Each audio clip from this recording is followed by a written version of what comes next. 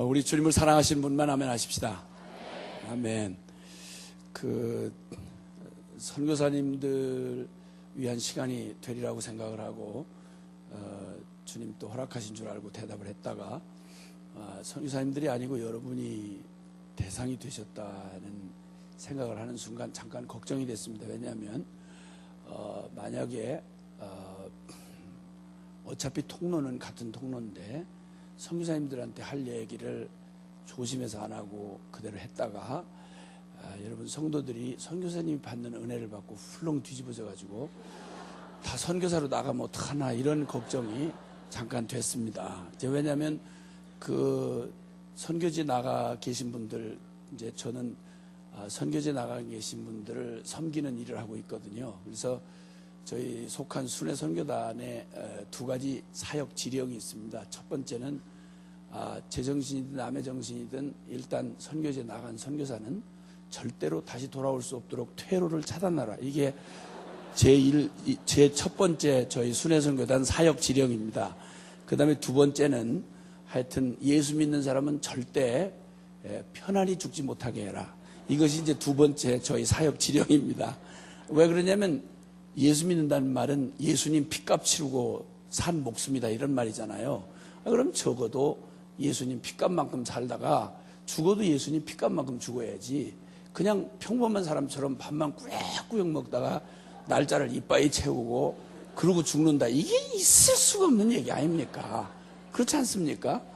대차대조를 해야 될 거 아닙니까? 인생을. 그냥 뭘 투자하고 얻은 인생인데 그걸 밥값도 간신히 못하고 죽는다. 이건 말이 안 됩니다. 예수님 핏값만큼 살다가 예수님 핏값만큼 죽어야 됩니다. 그래서 어쨌든 이나저나 또 한 가지 또 속으로 인간적인 생각에 예수를 똑같이 믿는데 나만 고생할 수 없다 이겁니다. 그래서 여러분도 같이 죽자 이겁니다. 그러니까 여러분이 이번 집회에 혹시 마음을 잘 다지고 오셔야 되는데 잘못하다 훌렁 뒤집어지면 그동안 은혜를 받으면서도 요리피하고 조리피하고 정말 지금까지 관리를 잘하고 살아봤는데 마지막 순간에 그만 어떤 선교사님은 글쎄 그 집회 시간에 이렇게 참석했다가 깜빡 졸았대요. 마음은 원인데 육신이 약할 수 있잖아요. 깜빡 졸았는데 사람들이 다 우르르 일어나더랍니다. 그래서 깜짝 놀래가지고 이제는 집회가 마치는 시간인가 보다 하고 일어났대요. 나중에 알고 봤더니 선교사 콜링하는 시간에 일어나버린 거예요. 부담되고 아주 찝찝하고 죽겠네. 그래가지고 제정신에 한 게 아니기 때문에 그건 효력이 아니라고 없다고 막 이러면서 아무리 부정을 하려고 해도 또 우리 주님은 너무 순수하시잖아요. 그래서 우리는 말하고 입장 바꾸고 말 바꾸고 그렇게 잘하지만 우리 주님은 너무 순수하셔서 우리가 한 말을 그대로 믿으신다. 이게 문제잖아요. 이게.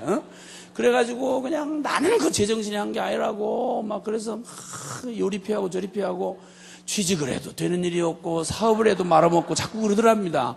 그래서 비가 부슬부슬 오는 날 밤이면 주님이 나타나셔가지고는 너 그때 왜 일어났니? 너 그때 왜 일어났니? 이러는 바람에 아주 아니 그냥 이렇게 시달리느니 차라리 선교지 가서 죽어버리자 이렇게 하고는 그렇게 나가서 지금 아주 쎄빠지게 고생하고 있는 그런 선교사님이 계신 걸 제가 여러 분 봤거든요. 그러니까 어쨌든 하여튼 저는 책임 못 져요. 어쨌든 미리 다 얘기했으니까 여러분이 나와서 은혜 받고 훌렁 뒤집어져 가지고 또 이렇게 그건 제가 책임 못 져요. 그러니까 은혜를 받더라도 정신 바짝 차리시고 나는 은혜는 받지만 절대 변하진 않는다 이렇게 하고 정신 차리고 계셔야지 잘못하다 훌렁 뒤집어지면 지금까지 편하게 살아오셨던 인생 말년이 고롭습니다. 그러니까 아이고 그래도 은혜를 받기를 원하시는 분만 하면 합시다. 감사해. 나 이제 부담 없이 하겠어요. 이제 부담 없이. 아이고. 이번 성회가 이제 오늘부터 시작을 해서 수요일 날까지라고 이제 허락을 받았는데 하여튼 하나님께서 어제까지 우리는 우리 인생에 더 바랄 것 없이 큰 은혜를 다 누리며 살아오셨다 할지라도 오늘은 또 오늘의 은혜가 필요합니다. 그렇죠?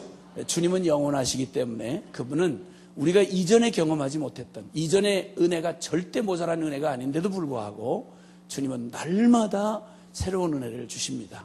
우리가 지금까지 안 주님은 우리가 또 앞으로 알아가야 할 주님에 비하면 전혀 비교도 안 될 만큼 부분적입니다. 주님은 영원하시기 때문에 우리가 그분을 영원히 찬양할 수가 있습니다. 아멘이시죠?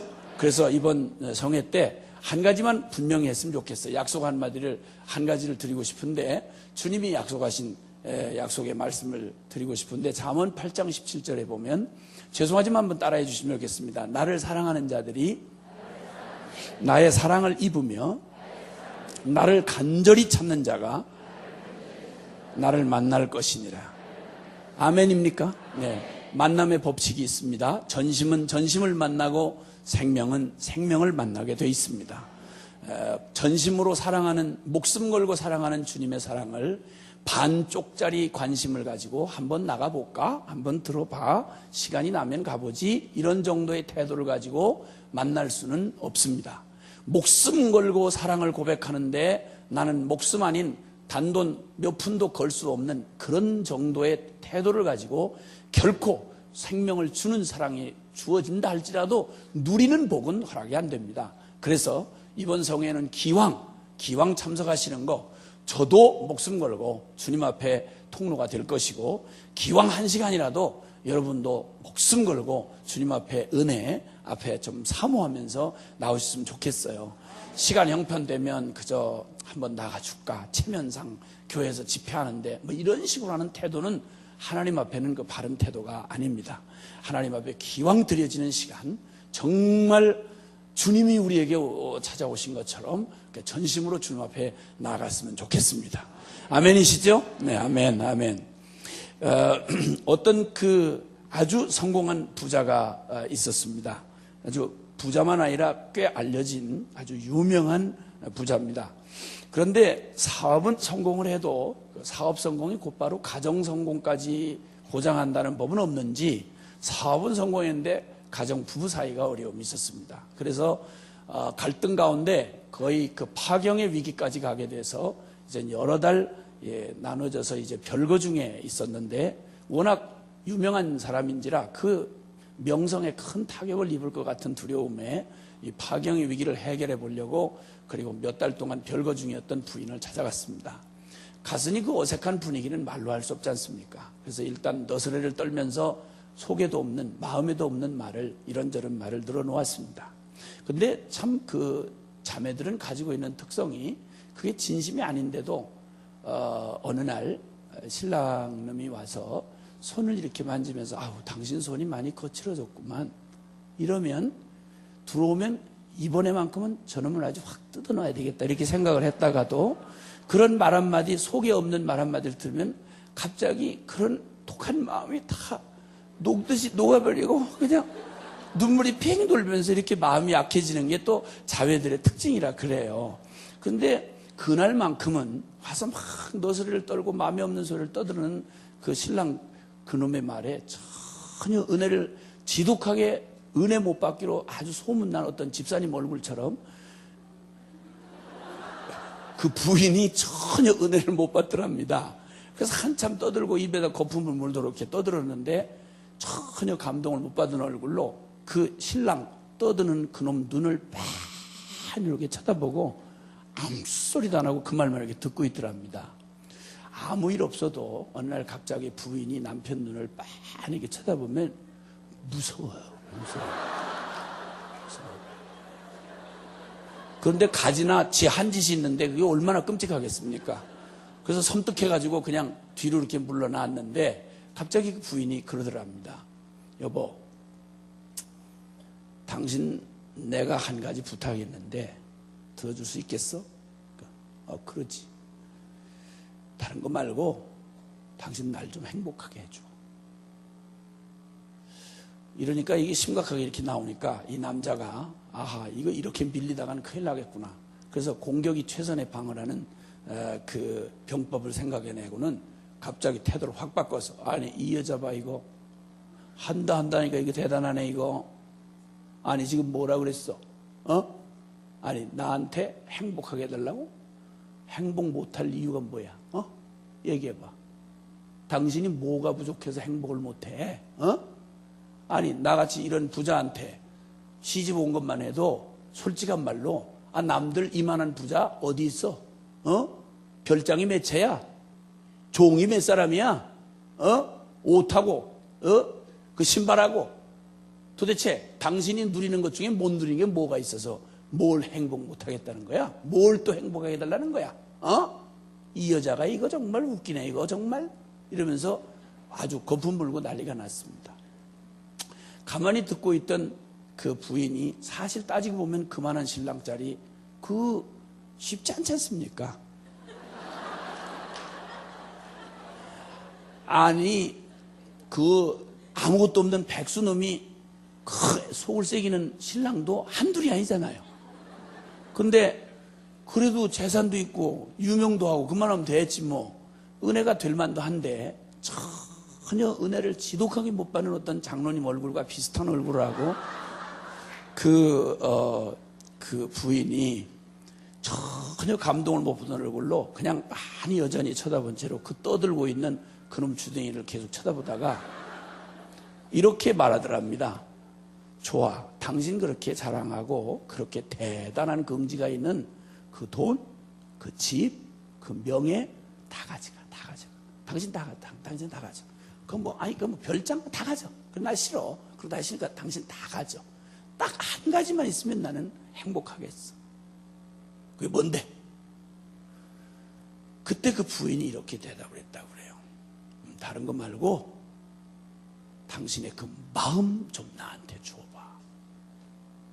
그랬더니 그때까지 자신 있게 떠들던 이 신랑이 갑자기 얼굴이 흑색으로 변하면서 다른 건 다 줘도 그건 못 줘. 왜냐하면 내 마음은 딴 여자한테 줬기 때문이야. 이러더랍니다. 여러분, 사람의 삶에는 핵심이 있습니다. 다른 건 다 줘도 그거는 못 줘. 그러면 행복하실 수 있습니까? 다른 말 그만둬놓고 주님이 우리 사람을 지으신 주님께서 이런 경우에 대한 얘기를 하셨습니다. 아모스 3장 3절에 보면 두 사람이 의합지 않고야 어찌 동행하겠느냐. 함께 산다는 의미가, 여러분 부부 생활하는 거, 가정을 꾸린다고 하는 것에는 많은 여러 가지 필요들이 있게 마련이죠. 집도 있어야 되고 법적인 등록도 해야 되고 또 여러 가지 필요한 것을 갖출 것이 많이 있겠죠. 그러나 다른 것 다 있어도 이것 없으면 결코 그게 진정한 부부라 할 수 없는 가장 본질 핵심이 바로 뭡니까? 다른 것 다 사라져도 그것만 있으면 되는 그 핵심이요, 본질이 뭡니까? 부부라고 함을 말할 때, 사람의 관계라고 말할 때 두 사람이 마음으로 하나 되지 않고야 어찌 그게 동행이냐. 우리나라 옛말에 동상이몽이라는 말이 있습니다. 둘이 한 침상에 누웠는데 꿈을 서로 다른 꿈을 꿔요. 다른 생각을 가지고 있는 거예요. 비극입니다. 한 배 타고 있지만 여기 한 건물 안에 있다고 해서 우리가 함께 간다 이렇게 말하기 어렵습니다. 왜냐하면 진정한 함께함이란 물리적으로 함께 있는 것만이 함께하는 게 아니라 그 마음으로 하나 되어야. 왜? 사람은 존재 자체가 내면적 존재입니다. 인간은 존재 자체가 내면적 존재입니다. 그렇기 때문에 사람의 관계도 물리적으로 묶어놓고 함께 눕혀놓고 난리를 해도 결코 마음으로 함께 할 수 없다면, 사랑하여 함께 하나 될 수 없다면 이것처럼 비극이 없습니다. 정말 비참한 것입니다. 사람은 이 관계를 통해서 행복과 불행을 느끼는데 촌수도 없이 가까운 게 부부라고 하지 않습니까? 그러다 보니까 가장 큰 행복을 누리는 것도 부부를 통해서, 가장 가까운 관계를 통해서 행복을 누리지만 가장 큰 상처와 아픔도 사실은 가장 가까운 관계를 통해서 상처와 아픔을 겪게 돼 있습니다. 그렇죠? 지나가는 사람이 헛소리 한 번 했다고 내가 상처받고 그럴 일은 없잖아요. 나와 아무런 관계가 없는데. 그렇지 않습니까? 내가 아픔을 겪고 불행을 겪는 그것은 가장 가까운 사람에게서 일어나는 것입니다. 이 가장 가까운 관계의 핵심이 바로 뭐냐면 마음으로 서로 사랑하여 하나 되는 것입니다. 주님이 하신 말씀이에요. 그러니까 인간에게 있어서 이 관계가 얼마나 중요한지 여러분이 관계가 깨어지면 말이죠. 가장 가까운 사람 사이에서 관계가 깨어지면 이 고통을 이겨내질 못해서 사람이 그렇게도 두려워하는 게 죽음입니다. 그런데 부부 사이에 갈등이 심각해지면요. 어떤 경우는 심하면 자살을 합니다. 어떤 경우는 그 짧은 기간, 어차피 끝날 텐데도 그걸 못 기다려서 이혼을 합니다. 우울증 걸리고요. 정신병 앓고요. 기가 막힌 비극을 앓고 몸살을 앓고 있습니다. 사람은 결코 이 관계에서 벗어날 수가 없습니다. 인간은 존재 자체가 사회적 존재로 지어졌을 뿐만 아니라 영적으로 지음받았다는 말도 마찬가지입니다. 철저하게 관계 의존적인 존재입니다. 인간은 가장 견딜 수 없는 게 홀로 되는 거, 이걸 가장 두려워합니다. 그러니까 사람들한테서 왕따 당할까봐 신앙생활 잘 못하는 거죠. 제일 무서운 게 왕따 시키는 겁니다. 이지매 하는 거죠. 아주 비참하고 잔인한 방법이죠. 사람이 누군가에게서 소외된다는 거, 함께 낄 수 없다는 거, 이거 보통 두려워하는 게 아닙니다. 이렇게 사람들이 그토록 관계를 통해서 관계 의존적인데, 그런데 사실 솔직한 말로 관계라는 게 쉬운 게 아니라서요. 이게 정말 자기 존재의 가장 본질, 밑바닥인 이 마음 깊은 내면에 이 마음의 중심에서부터 일어나는 그것이 아니면 아무리 겉으로 억지로 묶어서 물리적인 방법이나 조직적인 것으로 묶어놓는다고 해도 절대 생명의 교제가 일어날 수가 없습니다. 그 중에 제일 우리가 현실적으로 겪는 거지만, 여러분 참 부부라는 게 그 결혼 안 했을 때는 그저 결혼만 하면 행복할 것 같아서 그 난리를 떨지 않습니까? 그렇죠? 그래서 그렇게 서로 짝을 찾느라고 난리를 치고, 그렇게 하다가 또 연애나 한번 불이 붙었다 그러면 그 에너지 말로 못합니다. 가장 자발적일 때가 언제냐면 연애질 할 때가 제일 자발적입니다. 철야 좀 나와라 그러면 아주 죽일 줄 알아요. 교회 오래 다닌 사람들 철야 좀 하자 그러면 또 철야요? 또 철야를 해요? 아주 그 중에 모태신앙들은 아주 철야자만 들어갔다 하면 예배 좀 하자, 기도 좀 하자 그러면 모태신앙은 아주 거의 경기를 할 지경입니다. 모태신앙. 그게 뭔지 아세요? 뱃속부터 믿는 엄마, 극성 맞은 엄마 때문에 의논하지도 않고 뱃속부터 데리고 다니기 시작해서 예배당을 떠날래 떠날 수 없는 슬픈 천명을 띠고 이 땅에 태어난 사람들을 모태신앙이라고 그럽니다. 이 모태신앙들이 아주 교회 가장 어려워하는, 예수 믿어드리느라고 아주 거의 죽을 것 같이 고생하는 사람들이 모태신앙이에요. 예배자만 나왔다, 기도자만 나오면 아주 경기를 할 정도로 싫어를 하는데, 그런데 이 모태신앙들이 연애를 시작했다 이러면 교회 생활에서는 전혀 자발적인 걸 볼 수가 없는데, 연애만 시작됐다 이러면 와우, 그 능력 대단합니다. 피곤치도 곤비치도 아니하고 독수리에 날개침에 올라간 것 같은 능력이 나옵니다. 능력이 나옵니다. 그래서 저들 둘이 연애를 하기 시작하면 어느 날 갑자기 눈에 뭐가 씌었지 글쎄, 갑자기 연애하기 시작하면 이상하게 그 마음에 전혀 없던 그 자식이 자꾸 생각난다 이겁니다. 그다음 무심코 그냥 동그라미 그리려다 무심코 그린 얼굴, 왜 그놈이 그려지냐 이겁니다. 이렇게 해서 거의 열병을 앓듯이 이러다가 증세가 심해지면 진짜 부담스럽게 생긴 거 둘이 앉아가지고 하루 종일 묵상을 서도 쳐다보고 묵상을 해도 지치지도 않습니다. 능력 충만합니다. 아니 지금이야 다 과거가 흘러간 과거가 돼서 그러시는데 과거 한때 그러셨잖냐 이겁니다. 그렇게 표정을 굳혀가지고 계시면 내가 당황해요. 과거에 그러셨잖냐 이거지. 연애할 때 과거에. 근데 이게 길게 못 간다는 게 좀 아쉬우긴 하지만 하여튼 능력 자체는 충만합니다. 서울 겨울이 얼마나 춥습니까? 서울에 영하 10도가 넘는데 그 밤에 한강 고수부지를요 새벽 1시 2시까지 처리하고 싸돌아다니는 그것들 모태신앙들이에요. 그것들 연애하면서. 누가 서울 시민 중에 거기 서울을 지켜달라고 부탁한 사람 아무도 없어요. 저 둘이 자발적으로 그따구 짓을 한다고요. 그럼 그렇게 열렬하게 만났으면 그럼 길이 잘 살아야 될 거 아닙니까? 문제는 아니 그렇게 연애질을 하다가 만났으면 행복하게 아주 그냥 아주 그냥 행복해 죽을 만큼 살아야 될 거 아닙니까? 그런데 현실은 땡곡하지 않습니까? 이놈이 그런 놈인 줄 알았으면 뭐 하려고 그렇게 쫓아다녔겠어요? 그래서 잘못 선택을 해가지고 또 참 이게 잘못 만난 인연 끊기도 어렵잖아요. 너무너무 어려움을 당하고 그냥 정말 문득이었던 신랑을 만나가지고 너무 고생을 하고 계시는 자매님들이 혹시 여기 계시다면 심심한 위로의 말씀을 드립니다. 얼마나 어려우시겠습니까? 참 진짜 그걸 어떻게 다 말로 표현하겠습니까?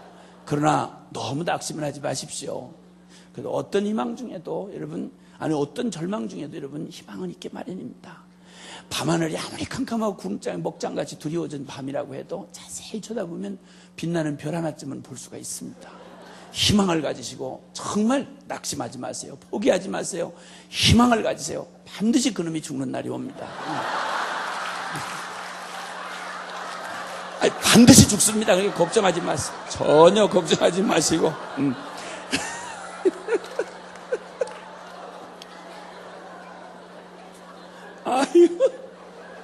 근데 사람이 이게 기쁘면 말이죠. 이런 복음은 그냥 들어와요, 가슴에.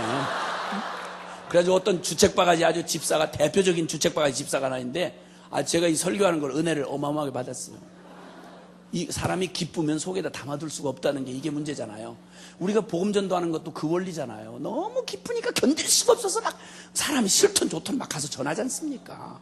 너무 은혜가 된 거야. 이래가지고 그날 밤에 집에 들어갔는데, 그 문디 같은 신랑이 글쎄 밤 12시가 넘었는데 만땅을 해가지고 이빨이 쳐먹고 하여튼 코가 비뚤어지도록 해가지고 그러고 들어온 거예요. 그러면 보통 때 같았으면 그냥 나가 뒤져라 이놈아 얼른 이러고 막 악다구니하고 퍼붓고 그냥 잘 텐데, 근데 그날은 너무 기쁜 거예요. 이게 참을 수가 없는 거야. 이걸 속에다 담아둘 수가 없는 거야. 그래가지고 들어오는 남편을 맞이하면서 여보 내가 글쎄 오늘 교회 가서 너무 은혜를 받았다고.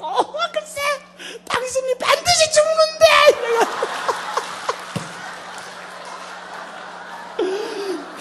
그래가지고 밤새도록 두드려 맞았다는 미확인 보도가 있습니다. 미확인 보도가 있습니다. 설교를 그따위로 들으면 안 된다 이겁니다. 무슨 말 하자는 얘기인지는 알아들어야지. 그러게 지 편리한 거 들어다가 쪼가리 갖다 들어다가 이렇게 얻어맞을 짓 하고 이렇게 하면 안 됩니다. 얘기의 핵심인즉 그렇게 관계도, 우리가 그렇게 의존하는 관계도 그 본질이 바로 뭐냐면 마음 나누지 못하면 비극이다 이 말입니다. 그러면 잠시 끝날 날이 있는 인생사의 관계에도 끝날 날을 전제하고 사는 부부 사이의 이 어려움도, 관계가 어려우면 이렇게 고통이라면 살아계신 하나님과 나 사이의 관계를, 이걸 신앙이라고 그래요. 신앙생활이라는 게 뭐냐? 처음에는 잘 모르고 그냥 교회를 나오죠. 이렇게 나오시는 거 참 귀한 일이에요. 그런데 나오셔서 궁극적으로 그 신앙은 다른 게 아니고요, 교회 이 문화에 익숙해지거나 어디 의식에 익숙해지는 이런 걸로 끝나시면 안 돼요. 그건 좋은 통로가 될 수 있지만 궁극적인 목적은 뭐냐면 살아계신 하나님과 나 사이에 이 생명의 인격적 관계, 이걸 보고 신앙이라고 그래요. 그래서 신앙 좋다라는 말은 바로 살아계신 하나님과 그 관계가 살아있는 생명의 관계다 이 말이에요. 아멘입니까? 근데 만약에 하나님하고 나의 관계가 이렇게 잘못 어긋난 고통 가운데 있는 부부 사이처럼, 마음을 나누지 못하는 부부 사이처럼 호적은 교적부에다 올려놨는데, 직분도 있는데, 이런저런 의무도 있어서 교회의 일원이 돼서 사는데, 그냥 의무적으로 더 이상 생명의 관계도 기쁨도 주님과의 살아있는 감격적 교제도 없이 그냥 예배 의식 따라서 그냥 하고 지옥 가기 무서워서 그냥 예배당을 다닌다, 이것처럼 비극이 어딨냐 이 말이에요. 호적은 올려놨는데 전혀 마음이 없는 채로 억지로 살아가야 하는 부부도 비극이라면, 살아계신 영원한 하나님과 나 사이가 이런 종교적 어떤 의무나 내지는 어떤 두려움 때문에 간신히 법적으로 이름만 올려놓은, 그래서 주일날이면 간신히 예배당 나와주는 이런 살았다 하나 실상은 죽은 생명력 전혀 없는 종교 행위, 여러분 다른 세상의 많은 종교는 종교로서 가능해요. 그러나 기독교는 종교나 따위가 아니란 말이에요. 중연불이 아니란 말이에요. 하나님이 살아 계신 하나님이시기 때문에, 그래서 그분과의 관계도 죽은 의식이 능사가 아니고 살아계신 하나님과 생명의 관계, 인격적 관계, 아멘입니까? 이걸 신앙, 살아있는 신앙이라고 말하는 거예요. 그래서 예수 믿는 건 억지로 쥐어짜가지고 종교 행위를 배워가지고 이렇게 하는 쥐어짜는 종교 행위가 아니라, 누가 말려도 아무가 뜯어 말리려도 말릴 수가 없는 생명으로 믿으려고 용을 쓰는 게 아니라 믿어질 수밖에 없는 이 복음이 바로 그런 복음이다 이 말이죠. 살아계신 주님을 만나면 그때는 억지로 주님을 위해 살아주는 게 아니라 누구도 못 말려서 주님 믿는 그게 우리에게 삶의 힘이 되는 거예요. 그래서 시편 18편 1절에는 나의 힘이 되신 여호와여 내가 주를 사랑하나이다. 아멘입니까? 아멘. 여러분 사랑을 하면 할수록 여러분이 사랑하는 그게 대상이 사람이든 여러분이 원하는 어떤 취미든 간에 그 일을 하면 그 사랑하는 대상을 위해서 할 때는 그 하는 게 피곤이 아니라 그것 때문에 더 힘이 얻어지잖아요. 마찬가지예요. 살아계신 주님도 그러하다 이 말이에요. 이 생명의 신앙은 바로 다른 데 있는 게 아니라 주님과 살아있는 인격적 관계가 바로 이 생명의 신앙의 관건이다 이 말입니다. 아멘입니까? 다 성경 말씀 옳은 줄 알고 그렇게 살고 싶은데, 그런데 그 능력이 내게서 나오는 게 아니고 오직 하나님에게서 나오는 것인데, 이 관계가 어떤 관계일 때 그럼 이런 목마름과 이런 갈증이 풀리고 그 저절로 생명으로 역사되어지는 결과가 올 수 있느냐? 주님이 요한복음 15장의 5절에 말씀하기를 나는 포도나무요 너희는 가지니 저가 내 안에 내가 저 안에 있으면 이 사람은 과실을 많이 맺나니 사람이 나를 떠나서는 너희가 아무것도 할 수 없다. 아멘. 기독교 종교 생활은 흉내를 내는 거 한계가 반드시 드러나게 돼 있어요. 그러나 생명을 가진 사람은 생명의 신앙으로 주님을 살아계신 주님과 교제를 누리며 생명의 신앙을 하는 사람은 많이 몰라도 무식해도 연약해도 상관없어. 왜냐하면 내가 아니라 내 안에 주님이 사는 신비로운 주님의 생명으로 살아가는 신앙이기 때문에 그 사람 약한 걸로 봐서는 겁만 조금 주면 그만둘 것 같은데 기독교 2000년 역사는 여러분 순교의 역사로 이어져 왔습니다. 그렇게 연약한 어린 양같이 유약하기 짝이 없어 보이는 교회를 짓밟고 성경을 불사지르고 난리를 쳐도, 여러분 지금 여기 은혜교회에 속한 교회들이 전 세계에서 지금 집중적으로 어려움을 당하고 있다고 저도 이미 저희 중보기도 하는데 소식이 이미 들어와서 오래전부터 벌써 기도하고 있습니다. 여러 곳에서 러시아권에서 고통을 당하고 집중적으로 정부들이 타겟하고 그 피말리는 고통을 당하고 있다는 거 잘 압니다. 그러나 저희는 신뢰하고 확신하는 것은 교회는 그리스도의 몸입니다. 주님은 십자가를 이기신 주님이십니다. 내가 교회를 이 반석위에 세우리니 음부의 권세가 이 교회를 결단코 당해내지 못하리라. 아멘입니까? 살아계신 주님이 그 교회의 진정한 주인이시라면 여러분 불은 바람을 만나면 더 거세게 타오릅니다. 그리고 명검은 불길을 만나면 더 쇠가 단단해지고 정금은 불길을 만나면 더욱 순수한 금이 되게 돼 있습니다. 우리의 신앙이 만약에 정말 생명의 신앙이라고 그러면 우리가 믿은 하나님이 중연불이 아니고 관념 속에 있는 신의 개념 따위가 아니고 살아계신 하나님이라면 무슨 일을 만나면 만날수록 오히려 그것 때문에 더욱 순전해지고 더욱 강해지고 더욱 능력 있게 되어지는 것입니다. 아멘입니까? 그럼 주님이 우리에게 원하시는 이런 생명의 관계인 신앙, 이것은 주님이 어떤 관계, 어떤 종류의 어느 만큼의 관계를 원하시느냐? 호세아서 6장 6절의 말씀에 보면, 죄송하지만 한번 따라해 주시면 좋겠습니다. 나는 인애를 원하고 제사를 원치 아니하며 번제보다 하나님 아는 것을 원하노라. 아멘. 살아계신 하나님이 우리에게 원하시는 관계가 바로 뭐냐면, 나는 너희가 드리는 예배 의식 자체에 관심 있는 게 아니다. 예배 의식은 굉장히 중요해요. 왜냐하면 우리의 내면 안에 주님을 향한 우리의 모든 우리 내면의 표현들을 담아내는 것이기 때문에 중요해요. 그러나 한 가지 분명히 기억할 건, 의식은 그 내용이 충족되지 않을 때는 어떤 가치도 없는 아무것도 아니라는 겁니다. 예를 들어서 찬송을 부르는데 노래로 부를 수도 있어요. 왜냐하면 찬송곡은 참 수준 있는 곡들이 많거든요. 내용 얼마나 좋습니까? 그런데 살아계신 하나님에 대한 우리의 내 내면의 주님을 향한 감격과 사랑과 그분을 향한 신앙과 그분을 향한 우리의 정성이 표현되는 수단으로서 노래가 찬송이 되는 거지, 노래 자체만 만약 한다, 목소리 화음을 잘 맞췄다, 멋지게 그 코러스를 했다, 여러분 이런 게 도대체 찬양하고 무슨 의미가 있겠어요?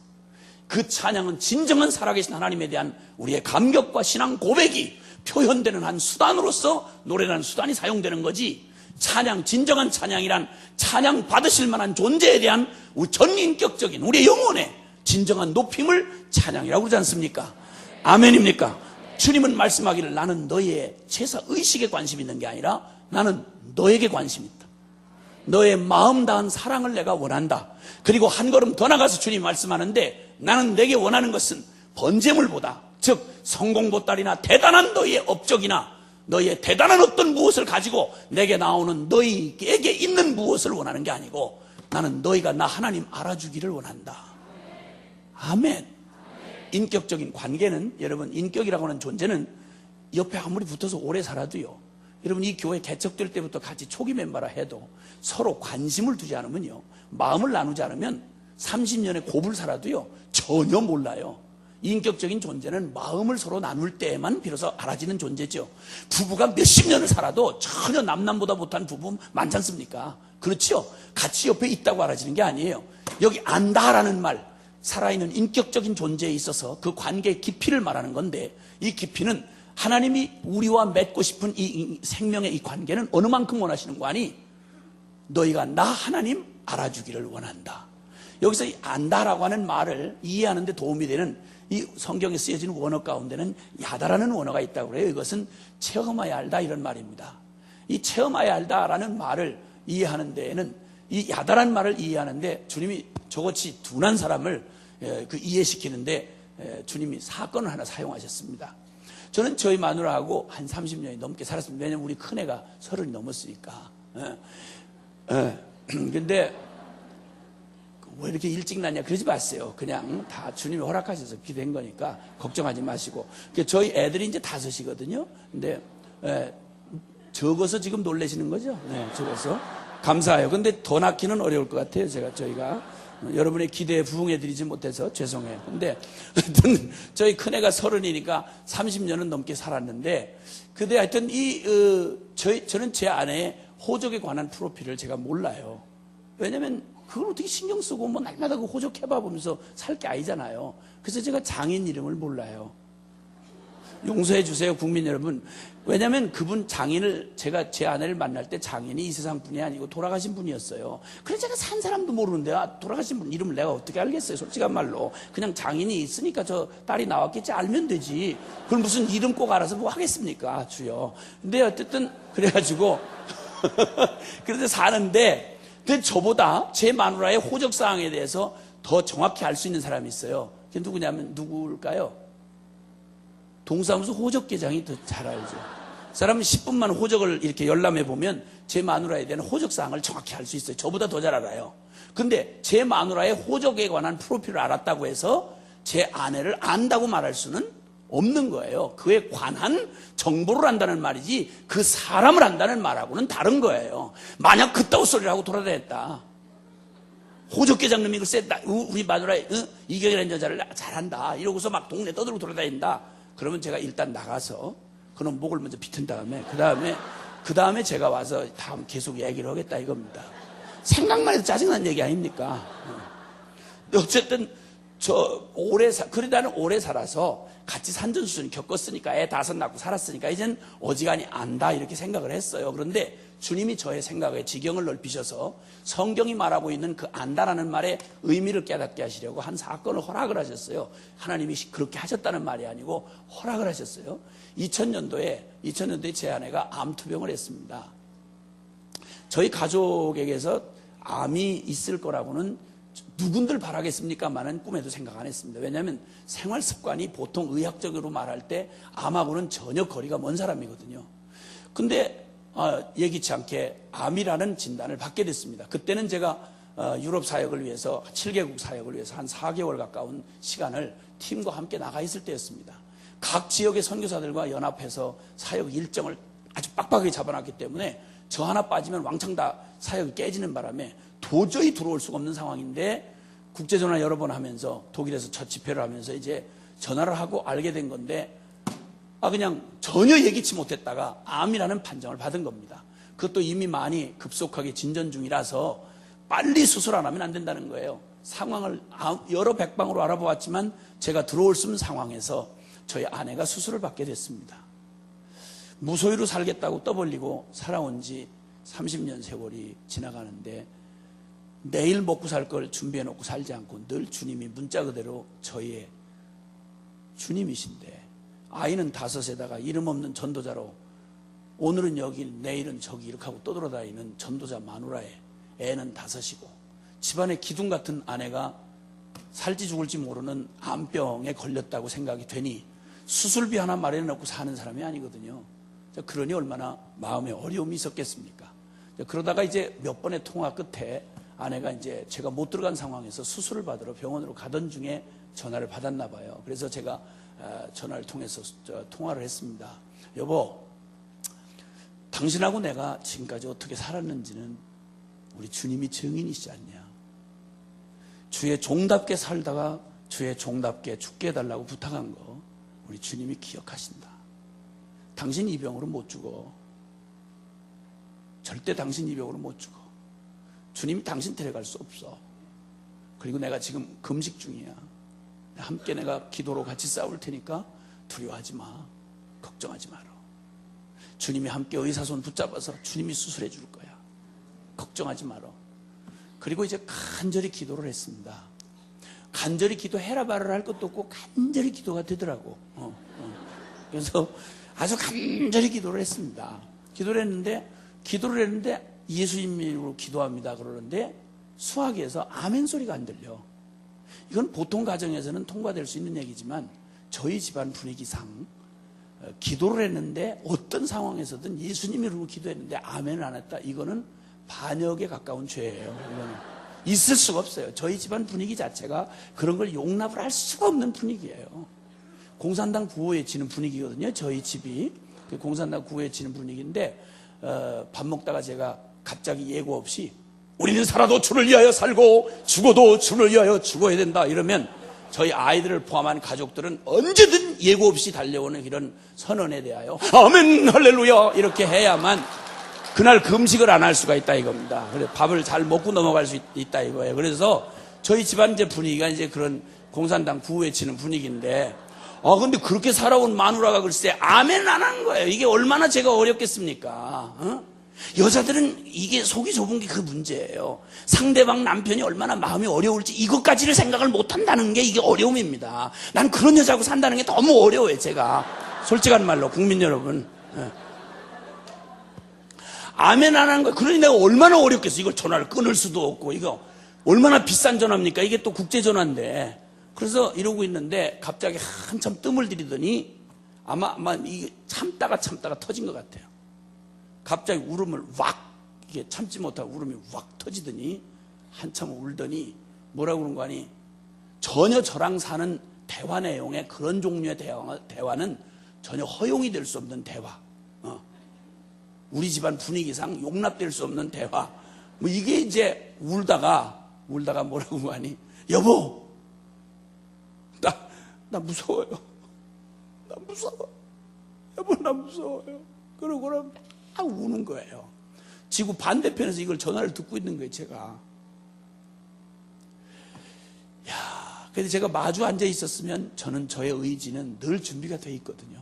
만약 내 앞에서 그따위 짓을 했다. 이거는 용서가 불가능한 일이에요. 수학이 확 날라갔지. 이 여자가 이게 하나님이 돌아가셨냐? 왜 분위기 자꾸 난리야 이거? 아니 하나님이 뭐 암에 쩔쩔매는 그런 하나님이냐? 뭐 믿었어? 이러고 막 난리를 쳤을 텐데 독일에서 수화기를 던져봐야 무슨 소용이 있어요. 근데 제 의지는 분명히 이렇게 준비가 돼 있는데 나 깜짝 놀라요. 그때 제가 제 의지하고 전혀 다른 내 내면 안의 반응을 나 그때 처음으로 제가 발견한 거예요. 내 내면 안에 전혀 준비도 의도한 것도 아닌데 나도 모르게 그 말을 듣는 순간 시차를 둘 것도 없이 그 말을 듣는 순간 제 안에서 내 이 내면 안에 또 다른 제가 뭐라고 소리를 지른 거 아니? 하나님, 나 무섭습니다. 하나님, 나 무섭습니다. 하나님, 이번엔 좀 살려주세요. 하나님, 나 무섭습니다. 너무 당연히 있어야 될 사람으로 알았다가 갑자기 그 사람 존재를 흔드는 이 사건을 한번 딱 당하고 나니까 난 마누라가 내가 늘 천당 간다는 건 늘 날마다 노래를 하고 살았지만 나 갑자기 마누라가 없어진다는 생각을 꿈에도 해본 적이 없는 거예요. 그러니까 얼마나 어리석어요. 글쎄 언젠간 죽을 텐데 그걸 꿈에도 생각을 안 하다가 갑자기 이러니까 와, 이걸 어떻게 뭐 수습이 잘 안 되는 거예요. 그때 나도 모르게 내 안에서 반응하는 그걸 보면서 제가 깨달았어요. 야다라는 말의 의미를, 누군가를 안다라는 말은 그것은 그 마음을 공유하는 것이다, 이런 말이에요. 이 말은 어려운 말이 아니고요, 여러분이 정말 어떤 대상을 너무 사랑하면요, 그러면 동일시가 일어나요. 그래서 그 사람에게 일어난 건 내게 일어나는 일이 돼요. 딴 말 말고 여러분이 여러분 자녀, 너무 사랑하는 애끼는 딸이 설명할 수도 없는 고통 때문에 여러분 눈앞에서 눈물을 뚝뚝 떨고 고통스러워하는 모습을 만약에 엄마나 아빠로서 지켜본다고 생각해 보세요. 무슨 일이 일어나나. 그러면 그 아이의 고통이 고스란히 내가 아픈 것보다 더하죠. 그렇죠? 그 고통이 고스란히 내 고통이 되는 거예요. 그리고 그가 기쁘면 내가 기쁨이 되는 거예요. 뭐 설명, 이해, 분석할 필요가 없어요. 이걸 마음을 공유하다 이렇게 말해요. 이걸 안다 이렇게 말하는 거예요. 아멘입니까? 네. 주님이 원하시는 우리와의 관계가 바로 그런 관계라는 거예요. 주님이 원하시는 관계가 그런 관계라는 거예요. 너와 내가 갖고 싶은 관계가 다른 관계가 아니라 바로 네가 나 알아주기를 원한다. 하나님이 우리에게 기대하시는 신앙, 죽지 못해 예배당을 나와줘야 하거나 지옥이 무서워서 하나님을 믿어줘야 되는 이런 게 아닌, 죄의 종로로 타던 우리를 간신히 건져내서 하나님 두려워하면서 쩔쩔매면서 끌려다니는 이게 아닌, 주님이 그토록 사랑하신 그 사랑에 반응하여서 주님과 내 마음이 하나가 돼요. 서로 사랑하여 하나가 돼요. 그 마음이 하나가 돼요. 네가 나 알아주기를 원한다. 그래서 요한복음 17장 3절에 보면 거기에 영생이란 참 유일하신 하나님과 그의 보내신 자 독생자 예수 그리스도를 아는 것이니이다. 아멘입니까? 이렇게 안다는 말은 중요한 거예요. 이건 생명의 관계를 말합니다. 그와 내가 둘이 아니라 하나입니다. 근데 주님이 이런 요구를 하시는 주님은 우리를 어떻게 사랑하셨느냐? 그분이 바로 그렇게 하신 거예요. 하나님 사랑의 눈으로 너를 어느 때나 바라보시고 하나님 인자한 귀로서 언제나 너에게 기울이시니 어두움에 밝은 빛을 비춰주시고 너의 작은 신음에도 응답하시니. 남편도 들을 수 없고 아내도 들을 수 없는 여러분의 영혼 안의 작은 신음을 어떻게 주님이 듣는단 말이죠? 나를 그분이 그 마음을 공유하시지 않는 한 어떻게 그거 듣죠? 불가능한 거예요. 우리가 죄인으로 태어나서 스스로 하나님을 알 수도 부를 수도 없던 우리를 주님이 이처럼 사랑하셔서, 그토록 사랑하셔서 주님이 내가 주님을 부를 수도 찾을 수도 없는 죄악 가운데 소망 없이 버렸던 내 인생을 주님이, 그는 실로 우리의 질고를 지고 그는 실로 우리의 고통을 슬픔을 당하였건을 이사야서 53장에 하신 말씀입니다. 그래서 십자가가 가능했습니다. 주님이 우리의 마음을 함께 공유하셔서 나의 신음을 주님이 들으시고, 주님이 내가 져야 할 짐을 대신 지시고 내가 걸어야 할 그 길을 대신 감당하셔서 우리가 하나님을 사랑한 것 아니요 하나님이 우리를 먼저 사랑하셔서, 아멘이십니까? 그렇게 해서 우리를 구원하신 하나님의 놀라운 은혜가 오늘 여기까지 저와 여러분의 생애 여정 가운데 그토록 주님 마음의 모습을 받고 그토록 주님 등지고 고집부리며 완고하고 패역하여 떠나갔던 우리를 끝까지 포기하지 않으시고, 내가 저지른 내 죄값 때문에 나의 운명 때문에 신음하고 눈물 지을 때 주님이 우리의 눈물을 당신이 그냥 보실 수가 없는 거예요. 우리의 신음하는 내 영혼의 신음소리를 천둥 우레소리처럼 주님 귀에 들리는 거예요. 그리고는 이처럼 사랑하사, 하나님이 이처럼 세상을 사랑하사 당신 필요하다면 당신의 아들을 잡으시면서까지, 당신의 아들을 포기하면서까지 저와 여러분을 선택해야만 했던 하나님의 이 결정과 선택이 오늘 저와 여러분이 있게 하신 겁니다. 이런 주님이 우리에게 요구하시는 거 당연하잖아요. 내가 너를 사랑하는 것과 동일하게 내가 나를 사랑하는 것, 이게 바로 내가 너를 창조한 목적이다, 이렇게 하는 거예요. 웨스트민스터 대소요리 문답이라고 하는 교리 문답에 보면 성경의 교리들을 묶어서 이렇게 정리해 놓은 겁니다. 제1문, 인간의 제일 되는 목적이 무엇이냐? 라는 질문입니다. 이 질문에 대한 대답이, 성경적 대답이 뭔가 하니, 우리가 그를 영화롭게 하고 하나님을 영화롭게 하고, 그런데 어떻게 영화롭게 하느냐? 우리가 무슨 재주로, 무슨 돈 벌어다가 무슨 성공을 해서, 아니, 그게 아니라 그를 영원토록 즐거워하는 것, 그분을 영원토록 그분의 사랑에 감격하고 그분과 마음을 공유하고 주님 사랑하여서 그분과 공동운명이 되고 그분의 사랑에 만족하고, 젖된 아이가 엄마 품에 있으면 만사에 어떤 것도 더 원하지 아니하고 오직 엄마만 있으면 충분하듯이, 복음이면 충분하고 예수님이면 충분하고 하나님이면 충분한 이런 사랑의 대상으로 내가 너를 창조했다는 거예요. 주님이 우리를 통해서 영광을 받으시는 것은 주님이 우리의 삶의 전부가 되시는 거예요. 나의 사랑의 전부가 되시고 나의 모든 의지의 전부가 되시는 거예요. 주님이면 충분한 거지요. 예수 믿고, 저는 예수 만나고 30 훌쩍 전에, 3년 전에 안모태로 태어나서 술집 아들로 태어났다가 예수 예자도 못 들어보다가 완전히 저의 삶의 벽 앞에 부딪혀서 털썩 주저앉은 자학증 걸렸던 불쌍한 청년놈을 찾아와신 주님 만나고, 누가 제자 훈련 시켜준 것도 아닌데 제가 혼자 그때 교회 교자도 모르는 제가 예수님을 만나고 뭐라고 서원했냐면, 주님, 저 이제는 앞으로 무소유로 살겠습니다. 문자 그대로 주님이면 충분합니다. 나 더 이상 바랄 거 없습니다. 자살할 이유였던, 이 손가락 안에 들어가던 자살할 이유가 전부 아무것도 안 바꿔줘도 되는 거예요. 망한 술집 아들, 부끄러운 혈통, 그리고 그 짧은 학벌, 그리고 그 빈약한 인격, 그 더러운 수많은 나를 슬프게 하고 자살할 이유였던 이게 예수님 딱 만나고 나니까 더 바랄 것도 없어지더라고. 주님이면 충분하더라고. 그래서 무소유로 살겠다고 서원을 하고 지금까지 무소유로 사는데, 무소유란 말은 하나님 건 내 거라 이런 말입니다. 그 중에 어떤 거를 소유로 한다는 말은 그것만 갖겠다 이런 말밖에 안 되잖아요. 그러니까 무소유로 하겠다 이겁니다. 그래서 주님 거 내 거다 이거예요. 할렐루야. 행복해 죽습니다. 오죽 좋으면 저 혼자 좋을 일이지, 어지간히 좋아가지고 남 보고 뭐 해라 말아라 믿어라 말아라 이렇게 안 합니다.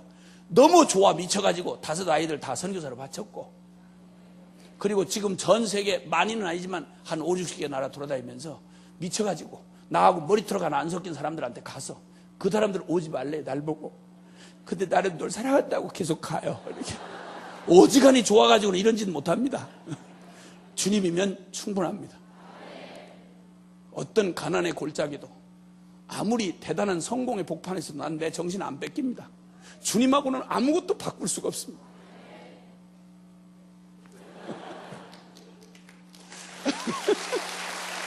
아멘.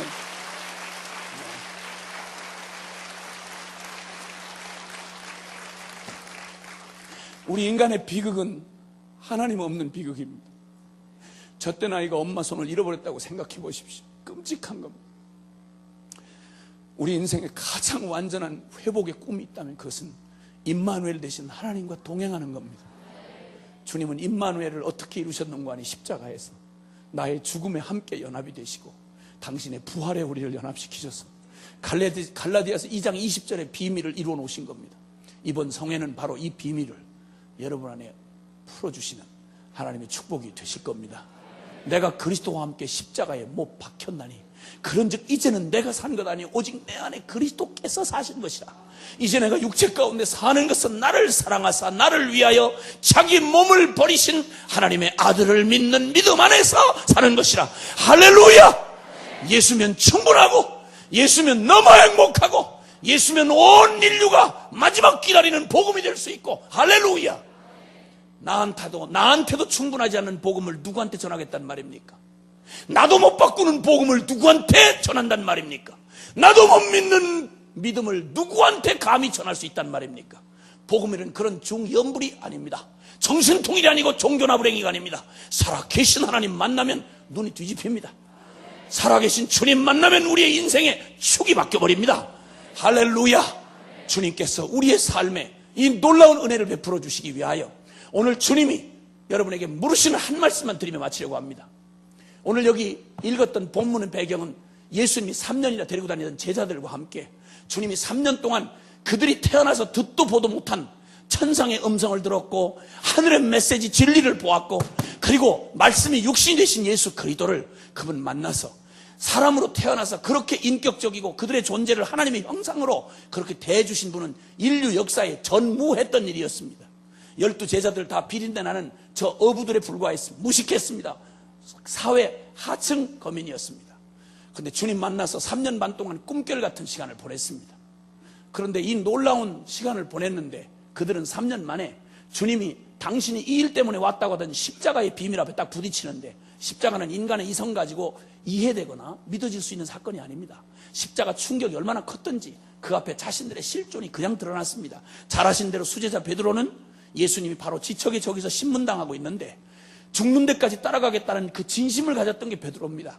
베드로는 정말 진심으로 주님을 따라가고 싶었던 사람입니다. 그러나 그는 여전히 육체의 한계에 있었던 사람입니다. 계집종의 말 한마디 너 예수당이지라는 말에 간이 뚝 떨어지면서 그냥 자기도 모르게 저주맹세 부인을 했습니다. 이게 평생의 아픔이 돼서 지워지지 않는 상처가 됐습니다. 가장 사랑하고 목숨 바쳐 사랑하는 주님을 가장 주님이 필요한 시간에 주님을 부인했다는 이 자책감을 누구한테도 지울 수가 없는 겁니다. 이 아픔을 가졌는데 주님이 부활하신 거예요. 그러고 나니까 이게 너무 고통스러운 거죠. 훌륭한 선생님이라고 해도 따라가기가 부담스러웠는데 자기는 무식한 어부잖아요.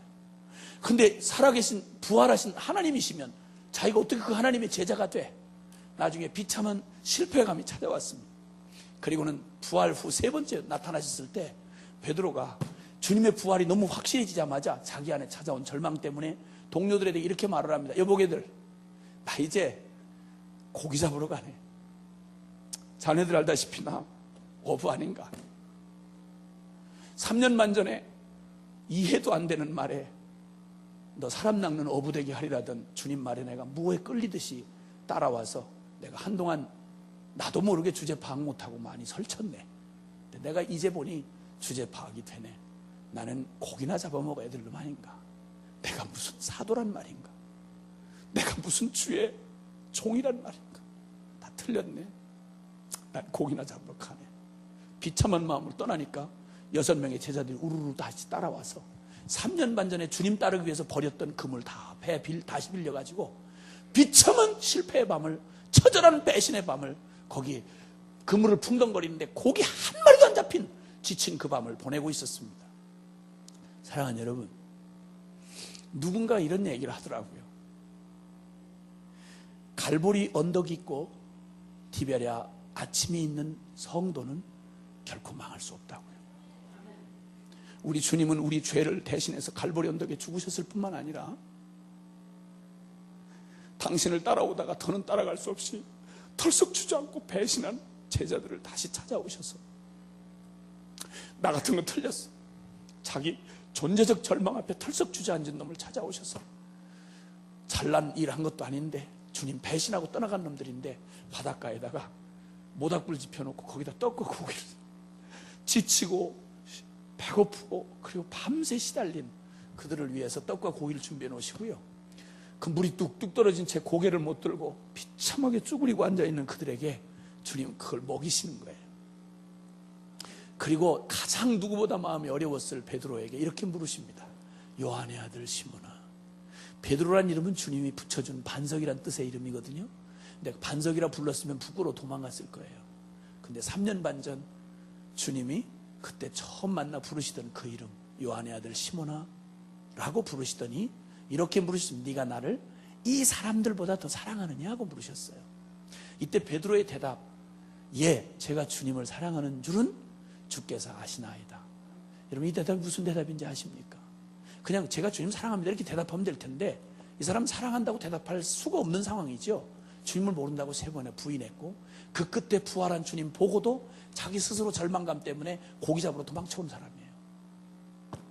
근데 그럼에도 불구하고 나 사랑 못해요. 나 같은 게 무슨 사랑이에요. 이렇게 말할 수도 없어. 그런다고 사랑한다고 말할 수도 없고. 그런데 내가 사랑하는 줄은 주님이 아십니다. 이 말은 무슨 말인 거 아니? 이런 말이라고 할 수 있겠어요. 주님, 제가 주님을 따라갈 수 없는 놈이에요. 그래서 주님을 따라갈 수 없길래 주님 떠나서 여기 도망쳐 와 보니까 한 가지 3년 전과 3년 후에 딱 한 가지 바뀐 게 있어요. 모자란 인생인 나는 분명한데, 나는 여전히 베드로인데 한 가지 분명히 3년 반 전하고 달라진 게 있더라고요. 그게 뭐냐면, 내게는 3년이 지나는 동안, 당신하고 지난 이 시간이 지나는 동안에 내게는 예수님밖에 남은 게 없는 걸 깨달았다고. 이제는 예수님 없이는 살 수가 없는 놈이 돼버렸다고. 따라갈 수도 없는 놈이. 그렇다고 주님 없이 떠나서 나 혼자 살아보려고 하니까 내게는 예수님밖에 남은 게 없는 거야. 내가 주님을 사랑하는 줄은 주님이 아시나이다. 그랬더니 놀랍잖아요. 주님이 다른 요구를 안 하셨어요. 그 말 딱 들으시고는 그가 팽개치고 온 사도의 직분을 다시 맡겨주세요. 내 어린 양을 너에게 부탁한다. 더 각오해라, 잘나라, 뭘 준비해라, 이런 말 한마디도 안 하셨어요. 내가 나의 어린 양을 너에게 부탁한다. 주님이 듣고 싶었던 거 그거예요. 나 스스로는 할 수 없다는 절망, 그러나 주님 없이는 절대 살아갈 수 없는 존재가 되었다는 이 사실. 여러분, 이 일을 주님이 이루셨어요. 놀라운 일을 이루신 거예요. 겉에 베드로는 변한 게 없어요. 모자라고 부족한 거 똑같아요. 그런데 한 가지 달라진 게 있었어요. 그게 뭐냐면, 예수 없이는 한순간도 살 수가 없는 거예요. 주 없이는 살 수가 없는 거예요. 이거 하나 주님이 3년 동안 이루어 놓으신 거예요. 그리고는 성령을 부어주시니 예수만 남게 된 제자들을 통해서 주님은 그 예수의 증인 삼아 이 땅을 이렇게 바꿔놓으신 거예요. 할렐루야. 오늘 이 자리에서 주님 묻고 계신, 이번 성회 동안 하나님은 바로 이 주님의 이 비밀을 여러분 안에 보이시고, 주님 여러분의 생명 안에 가장 행복한 고백을 복음의 능력으로 받아내시고야 말 거예요. 우리 두 손을 좀